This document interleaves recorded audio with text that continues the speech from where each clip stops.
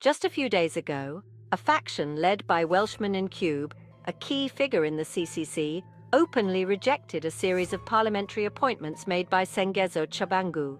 These aren't just any appointments, they are pivotal roles that could determine the direction of the opposition in Zimbabwe's highly charged political arena. Tshabangu appointed himself in several top positions without the consensus of the party leadership. Imagine waking up one day and finding out your colleague has declared themselves the boss. That's pretty much what happened here. This move has not only caused ripples but has created a wave of chaos within the party. Internal strife? Check. Factionalism? Double check. It's all unfolding in the CCC, which was once viewed as a formidable force against the ruling party.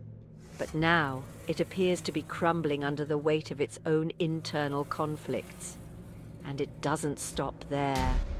The CCC's disarray is a glaring example of the challenges faced by opposition parties in maintaining unity. With accusations flying around of infiltration by the ruling party, the situation is nothing short of a political thriller. As the CCC stands at this crossroads, the big question remains: can they overcome their internal divisions and present a united front? Or will this be the undoing of what many hoped would be a new chapter in Zimbabwe's political narrative? That's it for today's deep dive into the chaos within Zimbabwe's CCC party.